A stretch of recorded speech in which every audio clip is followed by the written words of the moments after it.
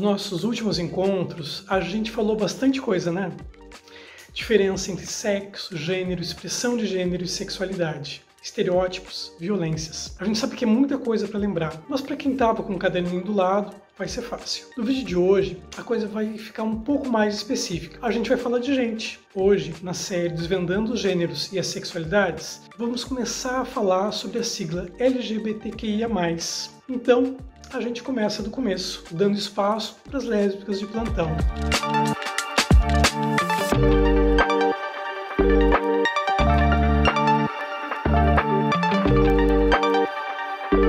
Se vocês têm boa memória, vão lembrar que a gente viu que a sexualidade humana é uma coisa complexa, variada, historicamente situada e muito disputada. O que isso quer dizer? Que geral gasta muito tempo e energia para classificar os outros. A gente aqui não gosta dessa coisa de julgar, e classificar é uma palavra muito forte. Mas rótulos são rótulos, e por mais que a gente não goste, eles ajudam a nos fazer entender e a lutar pelos nossos direitos. Mas vamos com calma, que para falar de sapatão a gente vai ter que voltar para 630 anos antes de Cristo. Se tu achou muito, fica sabendo que a gente só não volta mais no tempo, no passado, porque foi só no século 6 antes de Cristo que apareceram os primeiros registros escritos de mulheres que se relacionavam com mulheres. Quem deixou eles para nós foi a Safo, uma poetisa que viveu na ilha de Lesbos, na Grécia. É daí, inclusive, que vem a palavra lésbica. Já imaginou? Uma ilha só para sapatonas? A poetisa Safo curtia garotas e também garotos, mas ela era apaixonada mesmo por outras mulheres, e o mais doido é que esses registros sobreviveram até os nossos dias. Imagina quanto tempo. Romances entre garotas que remontam de 2.600 anos. Isso é incrível e mostra que a sexualidade e também o gênero vem se expressando em prosa, verso e pegação desde há muito tempo. Claro que não podemos usar os mesmos conceitos atuais de sexo, gênero e sexualidade e aplicar para a vida dessas pessoas de milênios atrás. Nós podemos pensar que esses relacionamentos e desejos são tão antigos quanto a própria espécie humana e que estão presentes em todas as culturas e povos. A professora britânica Margaret Reynolds, pesquisadora da obra de Safo, explica que a poetisa viveu há mais de 2.600 anos na ilha de Lesbos, nascida em uma família aristocrática, e narrou em versos suas paixões e desejos pelas mulheres. Safo era uma celebridade da sua época, sendo retratada em cerâmica junto de outros poetas, homens como Alceu e Homero, o que era algo extremamente incomum, pois na Grécia Antiga as mulheres eram consideradas pessoas de segunda classe. As honras e méritos e posições de poder eram basicamente ocupadas por homens, o que torna a obra, a vida e o reconhecimento de Safo algo surpreendente. O registro de suas obras são incompletos, restando apenas alguns poemas e fragmentos transcritos em papiros antigos, versando sobre mulheres e meninas pertencentes ao culto de Afrodite e que haviam celebrado ritos femininos como a puberdade, o casamento e o parto. Segundo a professora Reynolds, a poesia de Safo teve papel fundamental na configuração da linguagem do amor e do desejo, que usamos até hoje. Platão chamava Safo de a 10ª musa e empresta seu nome a uma forma poética específica, chamada de estrofe sáfica, e é atribuída a ela a origem de algumas ideias e frases românticas comuns, como a referência à natureza amarga do amor. A sofrência por amor é coisa antiga, amiga. Num fragmento de poesia, Safo escreve os sintomas físicos sentidos por ela ao ver sua amada dando conversa para um cara. Imagina o babado. Parece-me ser igual aos deuses esse homem, que sentado na tua frente, te ouve de perto, falar docemente e rir de maneira encantadora, o que me faz saltar o coração no peito, pois, quando te olho, por um momento, já não sou capaz de dizer nada. A minha língua silenciosamente gela e imediatamente um fogo sutil corre sobre minha pele. Deixo subitamente de ver. Os meus ouvidos zunem e um suor frio cobre o meu corpo, dominado por intenso tremor. Fico então mais verde do que a erva e pareço pouco distante de morrer. Sofrida amiga, né? Gente, a Safo era realmente apaixonada por essa garota. Apesar de ser considerado um ícone lésbico, as pesquisas apontam para uma sexualidade fluida de Safo. que curtia e se relacionava com mulheres e também homens. Sua poesia era intimista, erótica e sensível, diferente da poesia feita por homens, de característica mais épica, voltada aos heróis e às guerras. Sua obra e influências são super importantes para compreendermos que a sexualidade e a forma como nos relacionamos são coisas historicamente situadas e que o desejo, a atração e os relacionamentos entre mulheres não são modinha. Eles existem e resistem há milênios, né, mana? Mas te liga, a palavra lésbica não existe só porque é bonita. A gente sabe que nos Estados Unidos é comum usar gay tanto para meninos quanto para meninas homossexuais. Mas a gente não está nos Estados Unidos. Bem-vindos ao Brasil. Aqui as lésbicas preferem ser chamadas de lésbicas, e não é à toa não. Por serem mulheres e homossexuais, as lésbicas têm vivências muito diferentes dos gays, que são homossexuais, mas são homens. Dentro de uma sociedade machista e misógina, isso é uma grande diferença. Tá, mas então o que é ser lésbica? Ser lésbica é ser uma mulher que curte mulheres, que sente atração, desejo sexual e romântico por mulheres. E faz diferença serem mulheres cis ou mulheres trans? Não, né? Se tu prestou atenção no vídeo sobre gênero, vais lembrar que o gênero não quer dizer genitália, e a resposta tá aí. Mas ser lésbica não é só ser e ponto. Lésbicas são sujeitos políticos, desconstroem a heteronormatividade na teoria e na prática, vivendo suas histórias e encontrando o amor e o prazer com outras mulheres, sem nenhum homem envolvido. Eu e minha marida Dedé costumamos brincar no Natal que na nossa ceia não tem peru. Com o patriarcado considerando as mulheres como objeto de prazer dos homens, ser lésbica é se recusar a ser reduzida a fantasias e fetiches masculinos para ser dona e proprietária do próprio prazer. Trazendo agora uma outra reflexão a partir da pesquisadora de gênero Monique Wittig, numa palestra lá no final dos anos 1970, que encerrou sua conferência com uma frase de impacto: as lésbicas não são mulheres. Essa afirmação nos provoca a pensar, nos faz perguntar por quê. O que Monique nos faz refletir? Que pensando a mulher como uma categoria não natural e sim uma categoria política, a lésbica é um conceito que está fora das categorias de sexo, mulher e homem, porque o sujeito designado lésbica não é uma mulher, seja economicamente, politicamente ou ideologicamente. Mas o que faz uma mulher em relação social específica com um homem? Onde ela é obrigada fisicamente, socialmente e economicamente a servir o homem. Residência forçada, trabalho doméstico, deveres conjugais e limitada produção de filhos. Uma lésbica escapa a essa relação ao recusar a heterossexualidade. Lésbicas não são fugitivas de sua classe, do mesmo modo que as pessoas negras que foram escravizadas escapavam da escravidão e se tornavam livres. Pois é, gente, ser sapatão, solteiro ou casada é estar meio fora do rolê da família tradicional brasileira. Mas não entenda essa condição de fora da categoria mulher como algo fácil, pois a sociedade patriarcal discrimina duplamente as lésbicas, por serem mulheres, ainda que fugitivas, e por serem homossexuais, ao recusarem a heterossexualidade imposta por essa mesma sociedade. E por isso é tão importante o feminismo lésbico, só para contextualizar a história dessas mulheres.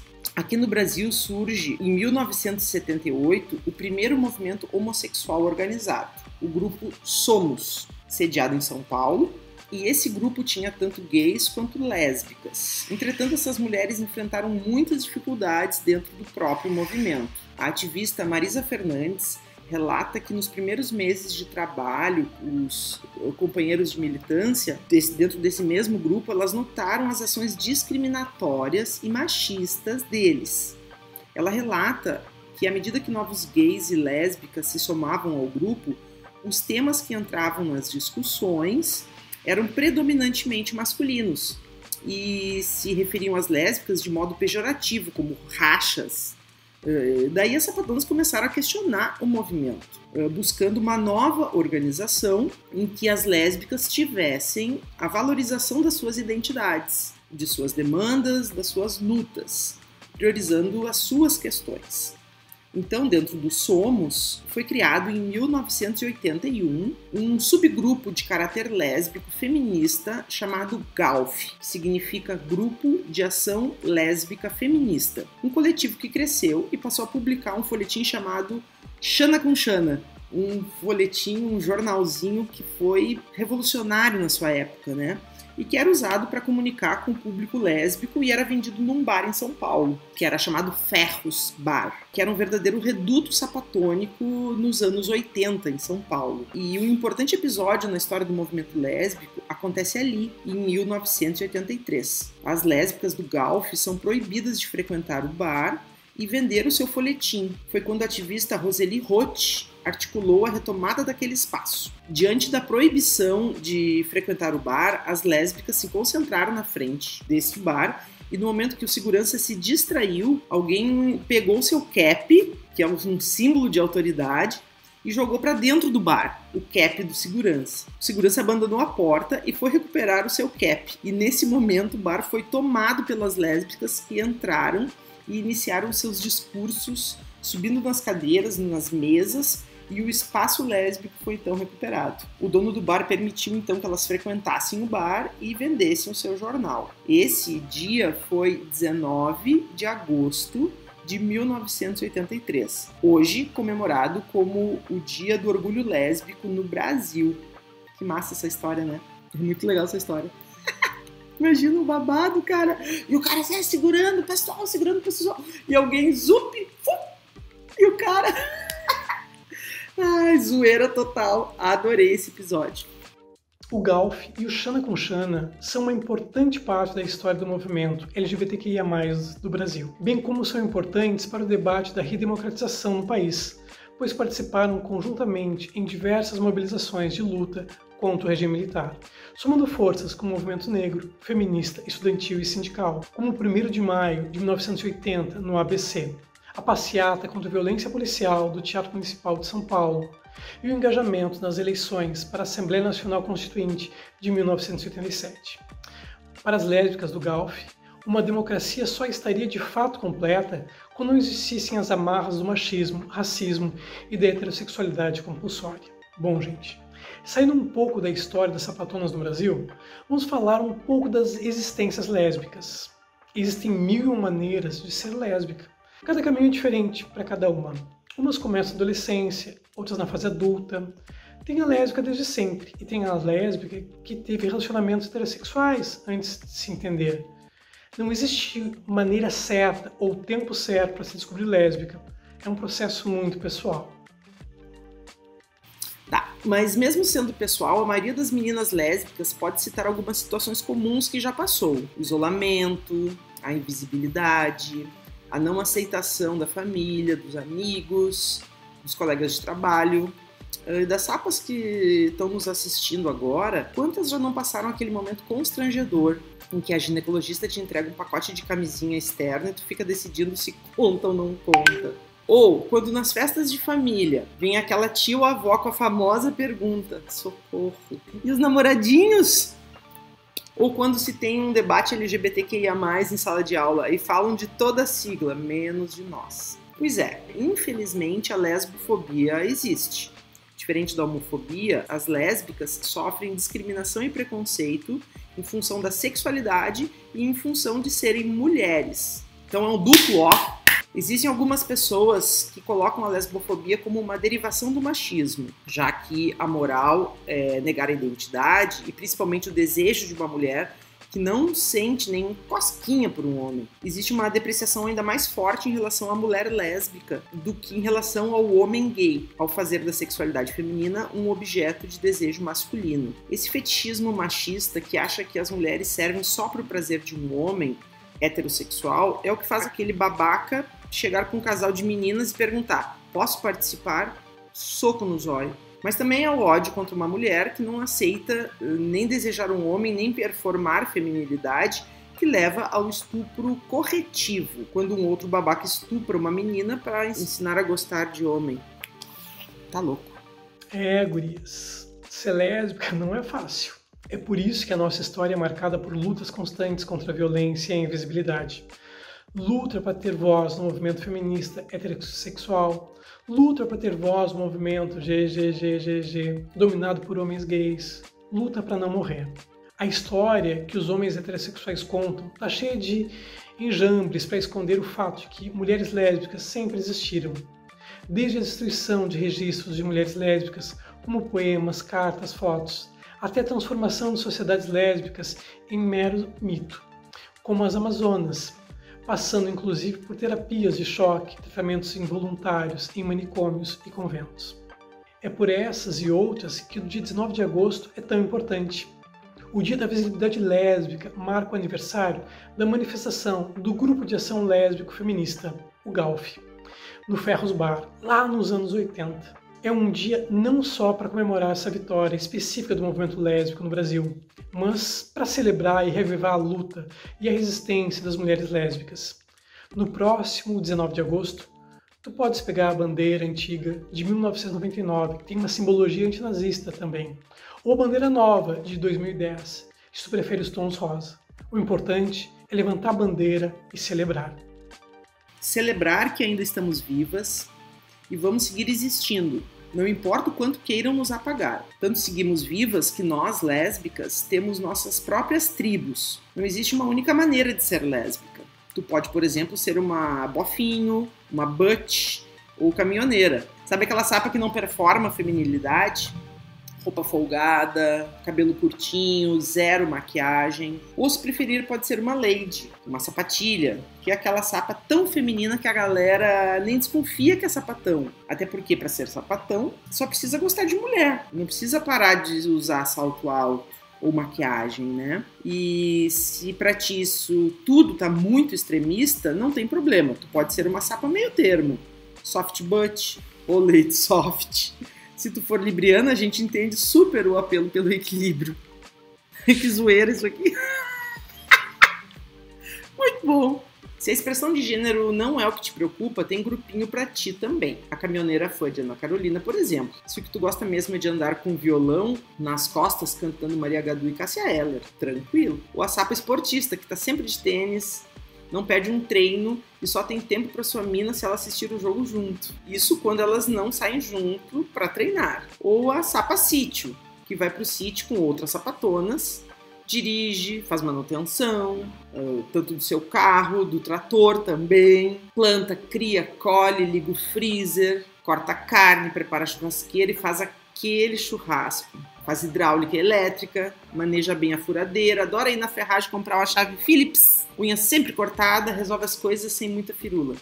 Eu pensando assim, eu gosto de fazer churrasco, então eu tenho um pedaço aí nesse tipo de sapa. É importante que as girininhas ou sapatins conheçam bem os tipos de lésbicas, não só para se encaixar em um, se quiserem, mas porque certamente vão acabar namorando meninas de cada uma dessas tribos, no grande rebuceteio do mundo. A única que a gente não listou ainda é a sapatão que tu inevitavelmente vai acabar beijando um dia, a ex da tua ex.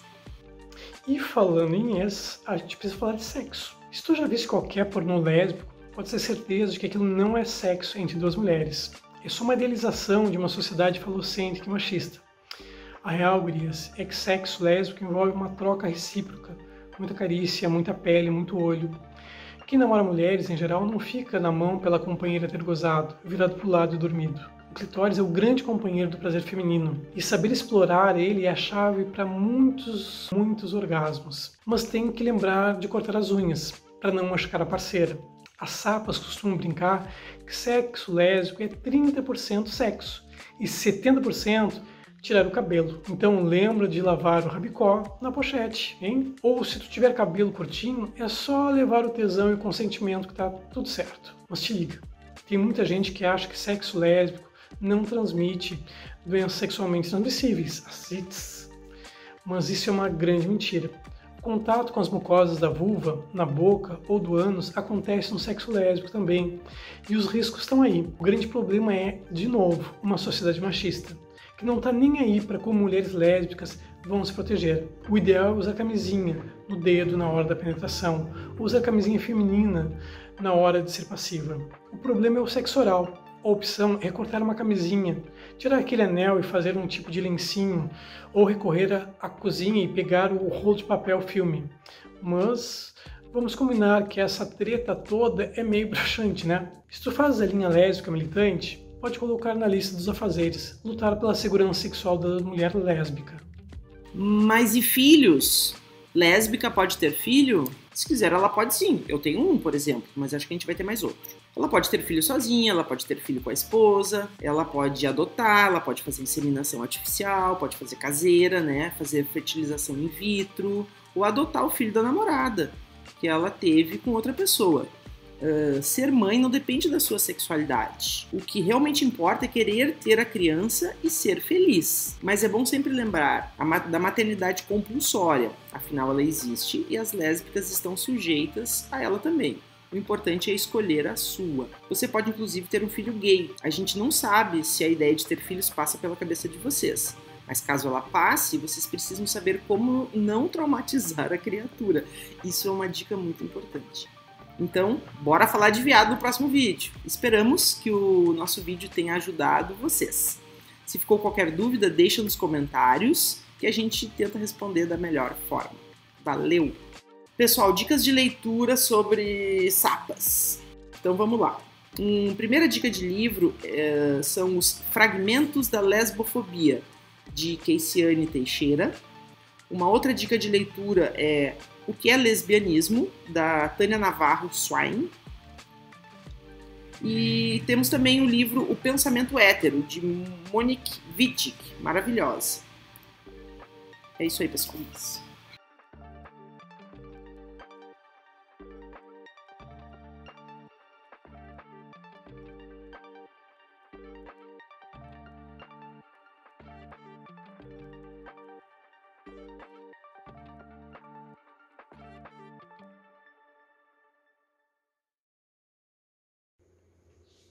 Eu vou ver como é que ficou.